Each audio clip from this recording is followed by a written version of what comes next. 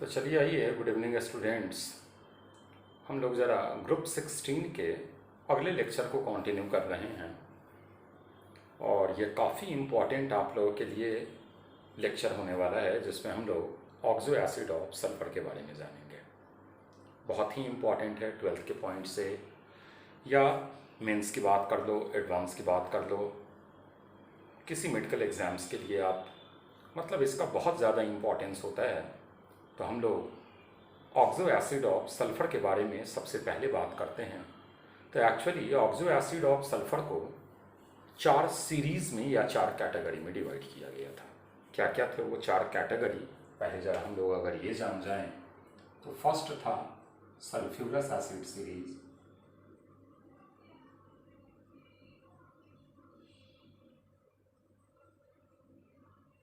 Second था हम लोग का सल्फ्यूरिक एसिड सीरीज़,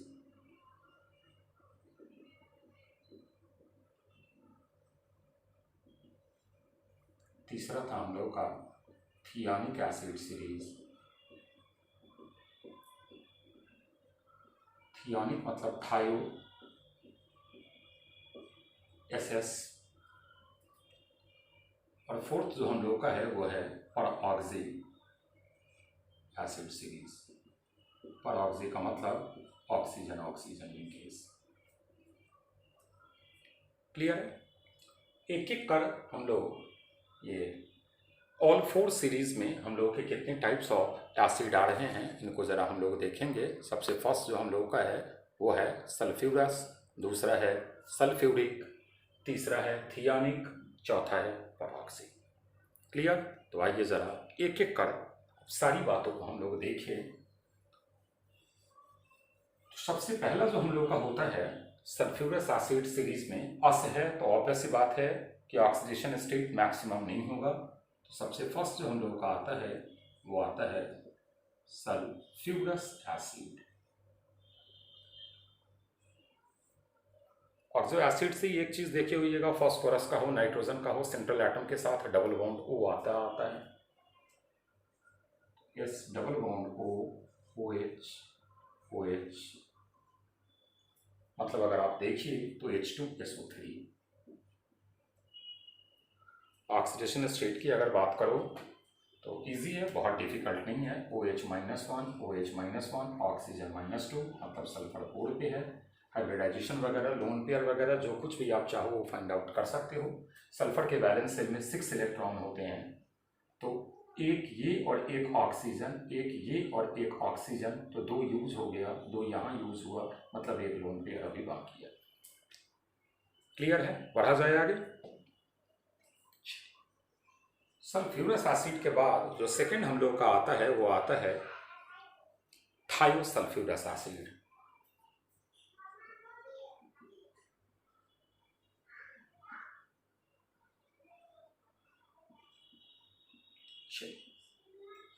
इसी फैमिली का मेंबर है, समझिएगा।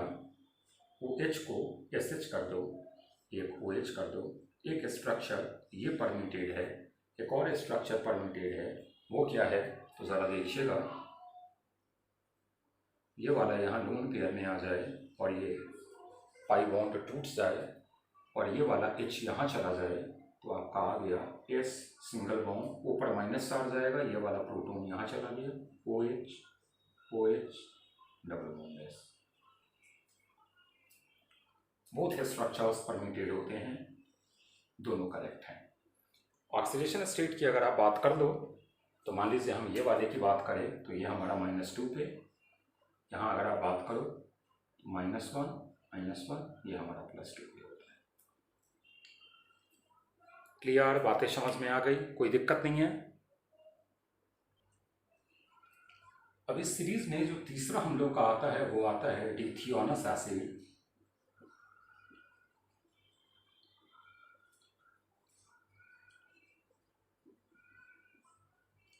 ये अपने एक और नेम से जाना जाता है NOUS। डिथियोनस एसिड ये अपने एक नेम से और जाना जाता है हाइपोसल्फ्यूरस एसिड।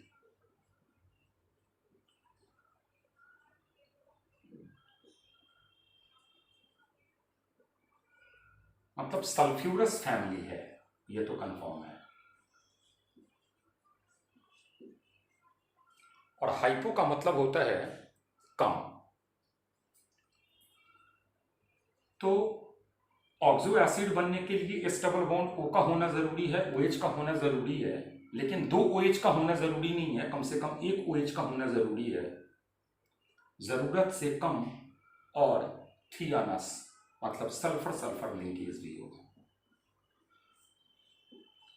हम लोग एक्चुअली क्या करते हैं, इस लोन पेयर की रिपल्सन को मिनिमम करने के लिए इसको थोड़ा ट्रांसफॉर्म में बनाते हैं। तो एक्चुअल स्ट्रक्चर इसका देखिएगा, एस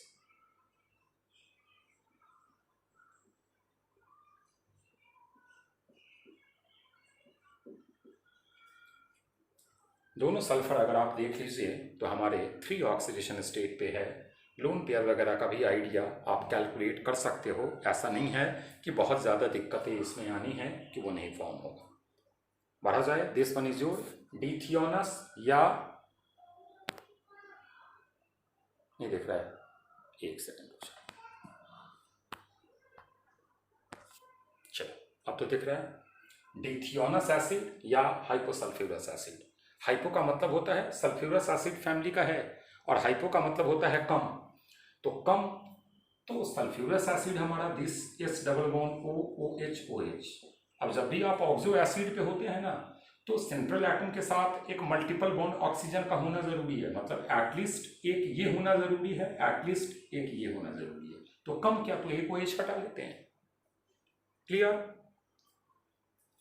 अब आ जाइए चौथे पे आते हैं, पायरोसल्फ्यूरस एसिड।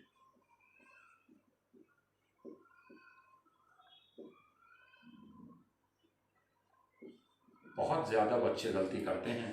करते क्या हैं, 2 सल्फ्यूरस एसिड बना करके और वाटर बाहर कर देते हैं, जो वो ऑक्सो एसिड ऑफ फास्फोरस में सीखे होते हैं, लेकिन आप टोटली रॉन्ग होते हैं। मतलब बच्चे जो सोचते हैं वो ये सोचते हैं OH, फिर दूसरा बना लिए OH, और करते क्या है, ये वाटर बनाकर निकाल दिए और उनको लगा कि शायद स्ट्रक्चर ये होता है, लेकिन आप रॉन्ग है। हम अभी स्ट्रक्चर की बात कर दे रहे हैं, कभी अगर वैसा ये आया तो हम आपको इसका मैकेनिज्म भी बता देंगे कि एक्चुअली मैकेनिज्म होता क्या है। तो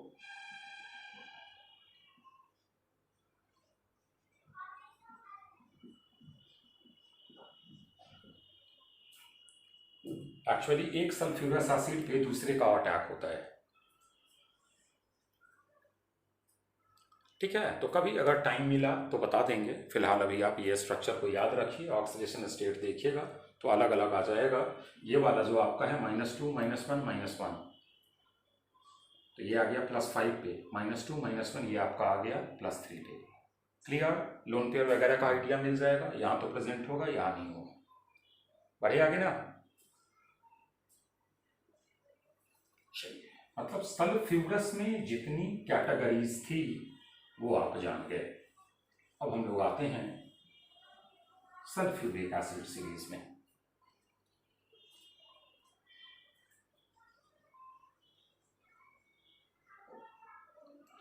तो सल्फ्यूरिक एसिड सीरीज में अगर आ जाइए तो पहला हम लोग का होता है सल्फ्यूरिक एसिड, सबसे पहला।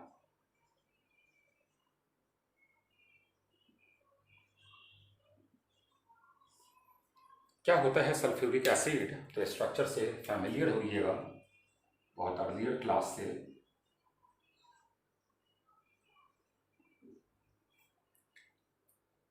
इसी में जानते हो, यह आपका हो गया सल्फ्यूरिक एसिड, और सल्फेनॉयल क्लोराइड जो इसका बनता है, यही 2 OH 2 Cl से कन्वर्ट हो जाता है, and this one is your sulphonyl chloride SO2Cl2। Organic में बहुत ज़्यादा यूज होता है। अब यहीं से थायोनाइल क्लोराइड अगर आपका है तो वो होता है SOCl2। आइडिया मिल गया होगा कि उसका स्ट्रक्चर ये बनेगा। मतलब एक चीज़ लग गया होगा कि थायोनाइल क्लोराइड हमारा सल्फ्यूरस से बना हुआ है। सल्फ्यूरस में एस डबल बॉन्ड OH होता है, अपन दोनों OH को Cl से रिप्लेस कर दिए by treating it with PCl5। By treating it with PCl5 आप ये चीज़ ऑब्टेन कर लिए। ये थायोनाइल क्लोराइड है SOCl2 और ये आपका सल्फेनोइल क्लोराइड है। बढ़ा जाए आगे, कोई दिक्कत नहीं है इसमें। यहाँ अगर आप ऑक्सीडेशन स्टेट देखिएगा तो एक एसिड का फैमिली है, तो ऑब्वियस सी बात है कि इतना तो पता लग ही गया होगा कि हमारा सल्फर जो है वो 6 पे होगा। कोई दिक्कत नहीं।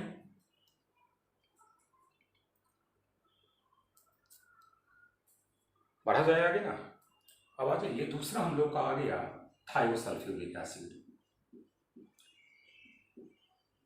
फिर दिमाग में आ गया होगा कि अच्छा वही वाला काम सर करेंगे, S double bond O double bond O, एक OH को SH से, और एक जो हम लोगों का आएगा वो OH ही आएगा। तो एक स्ट्रक्चर तो ये परमिटेड है। एक है कि फिर आप इस लोन पेयर को यहाँ डबल में ले जाइए, इसको यहाँ ले जाइए, तो बन गया आपका SOH double bond S double bond O OH। फिर ऑक्सीडेशन स्टेट चाहो तो हम फाइंड आउट कर सकते हैं। समझ में आ गई होगी बातें, कोई दिक्कत नहीं, बिल्कुल पिछले वाले की तरह है जैसा आपने पिछला पढ़ा था। नेक्स्ट हम लोग का आता है पायरोसल्फ्यूरिक एसिड।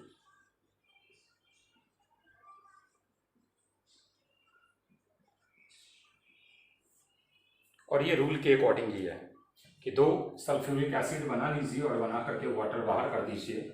वाटर बाहर कीजिएगा, आपका पायरोसल्फ्यूरिक एसिड बन जाएगा S double bond O double bond O OH, ये वाला OH S double bond O double bond O OH OH होगा क्या, यहाँ पर आपका ऑक्सीजन का लिंक किया जा जाएगा and this one is your pyrosulphuric acid. Clear है, बातें समझ में आ गई, यहाँ तक में कोई दिक्कत नहीं। अब आ जाइए, हम लोग आते हैं थियोनिक एसिड सीरीज पे।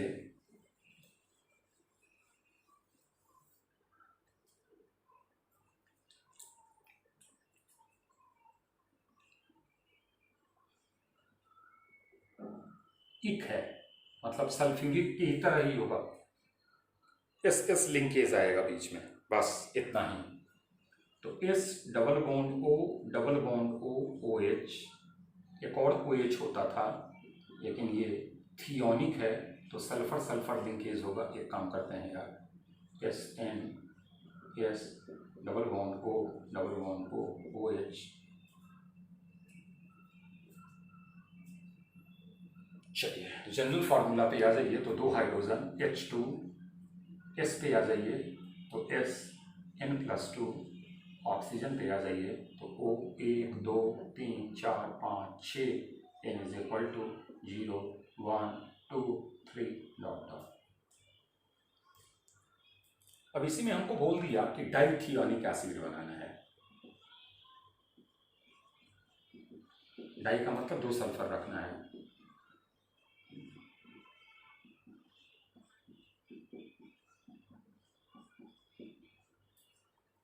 हमको दे दिया ट्राइथियोनिक एसिड बनाना है।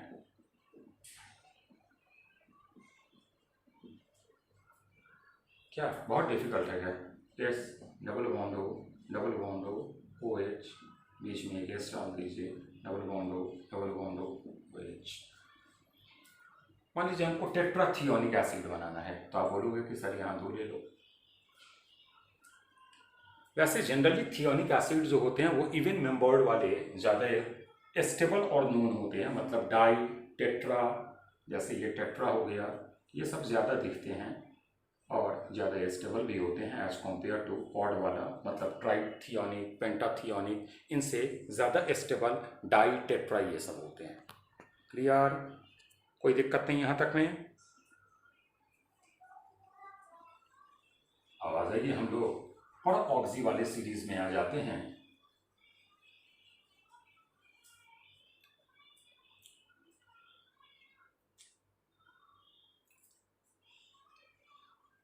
और ऑक्सी सल्फ्यूरिक एसिड इस सीरीज में आते हैं। पहला जरा देखिएगा, सल्फ्यूरिक फैमिली है तो होना तो भैया जो स्ट्रक्चर था वैसा ही होगा। तो S double bond O double bond O OH,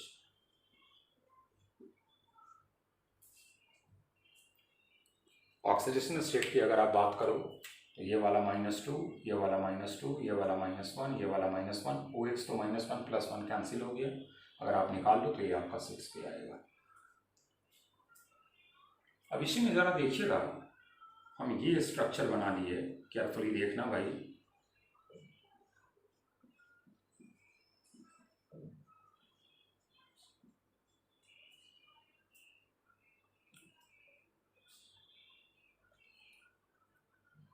अब ये जो हमारा है ना, ये है हमारा परऑक्सी मोनोसल्फ्यूरिक एसिड।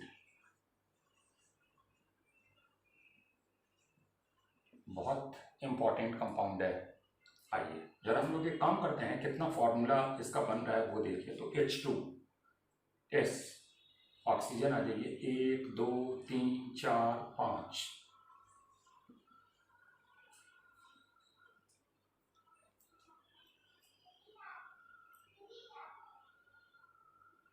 क्या कोई दिक्कत है क्या?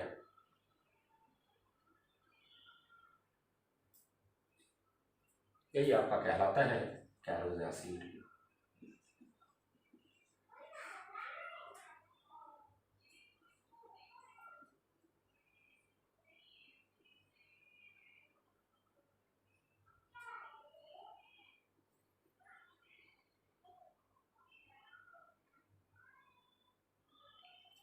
क्लियर है? देख लो भाई। चलिए अब यहाँ आते हैं, इस पे आ जाइए। तो हाइड्रोजन हम लोग का कितना हो गया? 1 और 1 2, 1 और 1 2। सल्फर आ जाइए, तो 2, 1 2 3 4 5 6 7, 1 2 3 4 5 6 7 8। बहुत इंपॉर्टेंट मार्शल एसिड।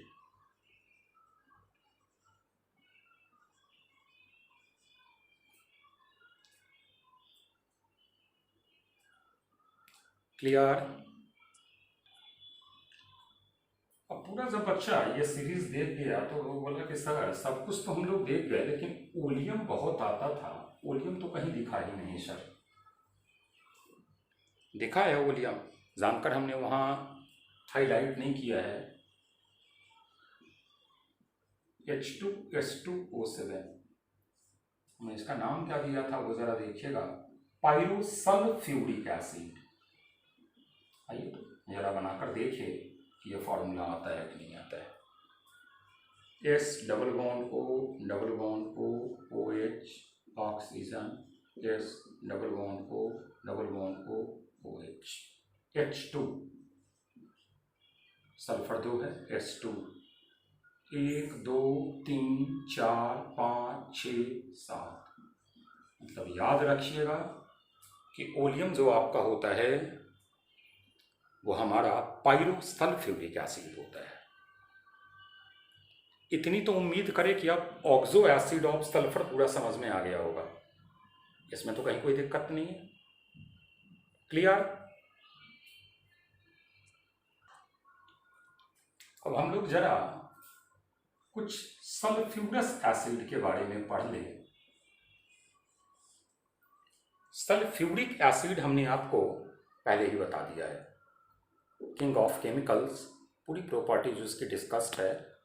हम लोग अब जरा H2SO3 के बारे में देख रहे हैं। नहीं दिख रहा है क्या भाई? एक सेकेंड, अब तो दिख रहा है। चलिए पहले इसका मेथड ऑफ प्रिपरेशन देखिए। तो SO2 + H2O या करोगे H2SO3।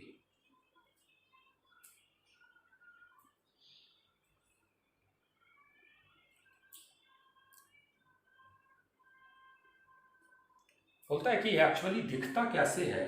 तो SO2.H2O, hence this acid exists in solution only।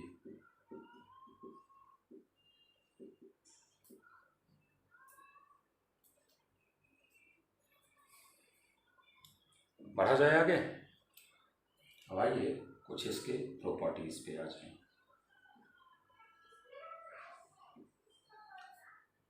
तो ये गुड डाइप्रोटिक एसिड है, होता तो वीक है लेकिन गुड डाइप्रोटिक एसिड है।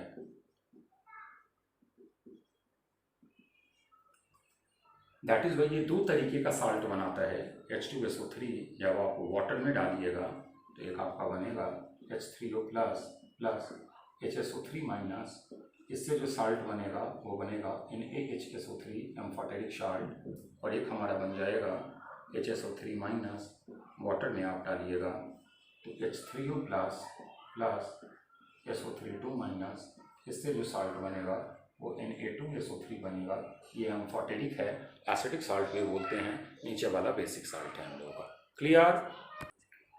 वे बहुत इंपॉर्टेंट इंफॉर्मेशन दे रहे हैं कि ये दोनों टाइप ऑफ साल्ट जो आप देख रहे हैं ना, ये दोनों टाइप ऑफ साल्ट, इनको अगर आप एसिड के साथ रिएक्ट करोगे तो ये SO2 गैस इवॉल्व करते हैं।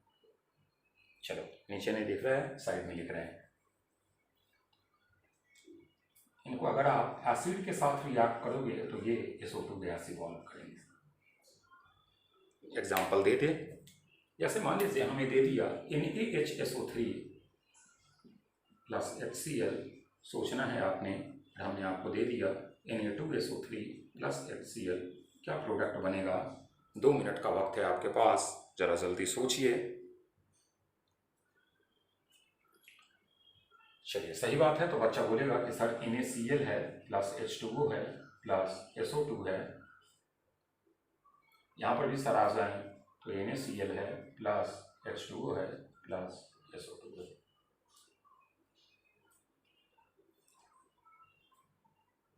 क्लियर है? बढ़ा जाए, हटाए ना?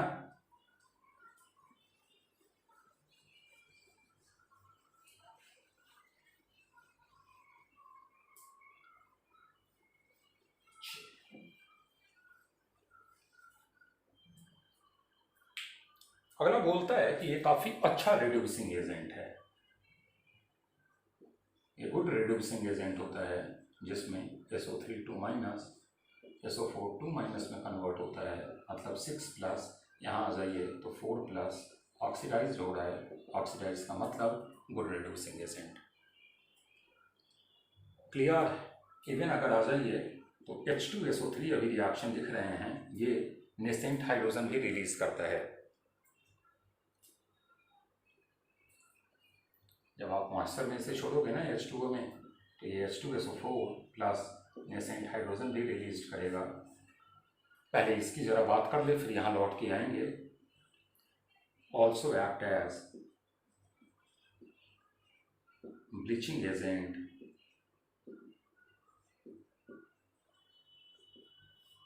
and its bleaching action is due to nascent hydrogen.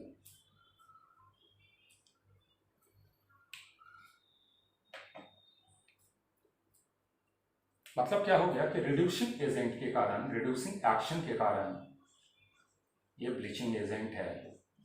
एक चीज और पढ़ी हुई है ओजोन में, कि ओजोन भी हमारा ब्लीचिंग एजेंट होता है, लेकिन वो नेसेंट ऑक्सीजन के कारण होता था, और ये नेसेंट हाइड्रोजन के कारण होता है। नेसेंट हाइड्रोजन के कारण मतलब रिड्यूसिंग एक्शन के कारण जो हम लोगों का ब्लीचिंग प्रॉपर्टी होता है वो हम लोगों का टेम्परोरी होता है। टेम्परोरी का मतलब समझिएगा, लेकिन अगर ये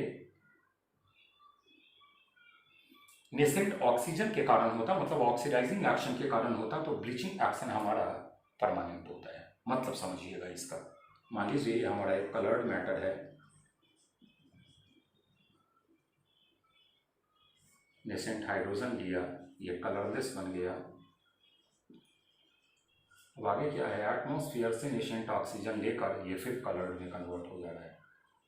लेकिन मान लीजिए जो नेसेंट ऑक्सीजन के कारण ही मिल रहा है वो तो अब आगे आपका कलर्ड बनेगा नहीं, एक बार कलरलेस हो गया तो कलरलेस ही जो हमारा ओजोन में होता था, क्योंकि वो नेसेंट ऑक्सीजन के कारण हो रहा होता था। तो याद रखना आज के बाद, ये भी एक बहुत इंपॉर्टेंट इन्फॉर्मेशन होता है कॉम्पिटिटिव एग्जाम्स के लिए। वो आपको दे देगा और बोलेगा कि भाई इनमें से किसका ब्लीचिंग एक्शन परमानेंट है या किसका टेम्प्रोरी है, वो आइडेंटिफाई कीजिए। तो याद रखना है, नेसेंट ऑक्सीजन के कारण अगर ब्लीचिंग प्रॉपर्टी है तो वो परमानेंट होगी, नेसेंट हाइड्रोजन के कारण अगर हमारा ब्लीचिंग एक्शन है तो वो टेम्प्रोरी होगा। क्लियर? बढ़ा जाए आगे। अब आ जाइए यहाँ पर ज़रा हम लोग आ जाएं कि भाई ये हम लोग का एक गुड रिड्यूसिंग एजेंट है। बहुत समस्या नहीं है रिएक्शन लिखना हम लोगों के लिए। बच्चा बोलेगा कि यस सर, तो लिख ही लेंगे। बहुत रिएक्शन में आपने आइडिया दे दिया हुआ है। SO3 माइनस SO4 माइनस में कन्वर्ट होता है। मान लो सर हम MnO4 माइनस की बात करें तो एसिडिक मीडियम में ये Mn2 प्लस में कन्वर्ट होगा। हम Cr2O7 माइनस की बात करें सर, ये हम लोग का Cr3 प्लस में कन्वर्ट होगा। हम लोग सर Fe2 प्लस की बात करें सर, ये हम लोग का Fe3 प्लस में कन्वर्ट होगा। समस्याएं बनी हुई है तो नीचे कर देते हैं SO4 माइनस।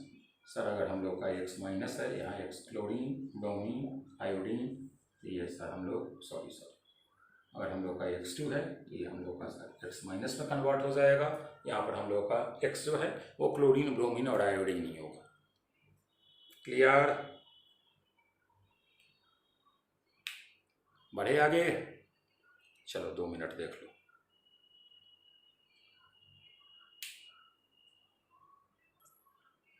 चलिए थोड़ा सा अब हम लोग H2S के बारे में भी जान जाएं।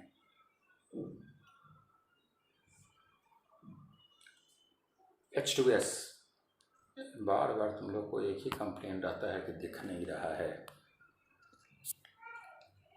Method of preparation.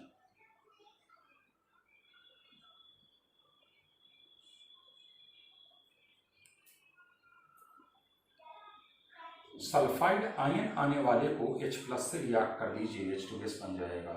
जैसे Na2S प्लस HCl बन गया H2S।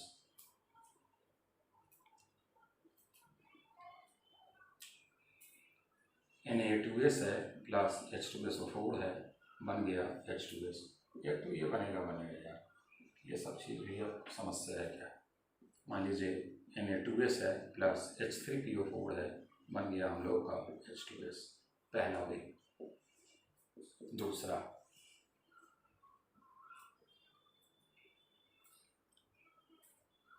Sb2S3 को HCl के साथ, मतलब ऑलमोस्ट वही रिएक्शन है आपका, बन गया H2S प्लस Sb का क्लोराइड, मतलब एंटीमनी का क्लोराइड बन जाएगा तो एंटीमनी SbCl3।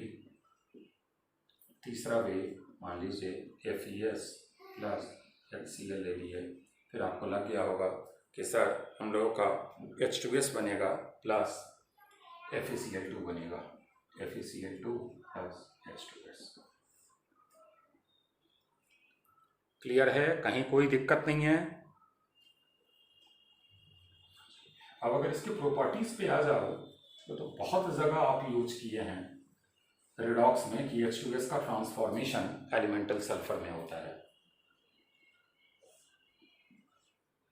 -2 से 0।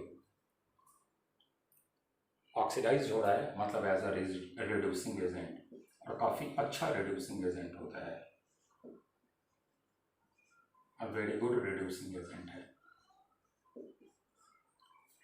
मतलब ये अपने आप को ऑक्सीडाइज कर रहा है तो सामने वाले को ये रिड्यूस्ड करेगा। जैसे मान लीजिए MnO4 माइनस है, एसिडिक मीडियम में अगर बात करो तो ये इसको Mn2 प्लस में कन्वर्ट करेगा।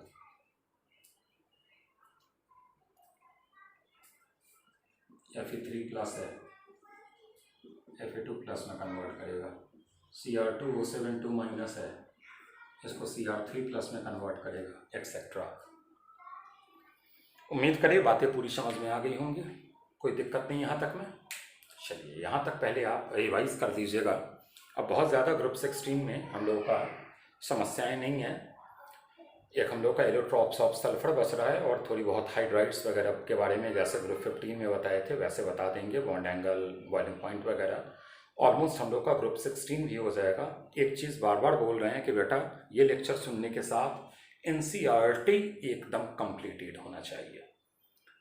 ठीक है ना, क्योंकि बार बार हम अपने बैच में भी बोलते हैं और आपको भी बोलते हैं, आप लोग को भी बार बार एक चीज़ बता रहे हैं कि इनऑर्गेनिक के अंदर कॉम्पिटिटिव एग्ज़ाम और एनसीईआरटी की इंफॉर्मेशन में बहुत ज़्यादा वेरिएशन नहीं है, बहुत ज़्यादा डिफरेंस नहीं है। वो डिफरेंस आपको फिजिकल में दिख सकता है, ऑर्गेनिक में दिख सकता है। तो एट फर्स्ट आप एनसीईआरटी पढ़िए, या एट फर्स्ट मान लीजिए हमारे नोट्स आप सुन रहे हैं तो पहले वो सुन लीजिए, फिर एनसीईआरटी कंप्लीट कीजिए। वो आप पर डिपेंड करता है कि आपको पहले बेहतर कौन करना है, लेकिन एनसीईआरटी फिनिश्ड होना चाहिए।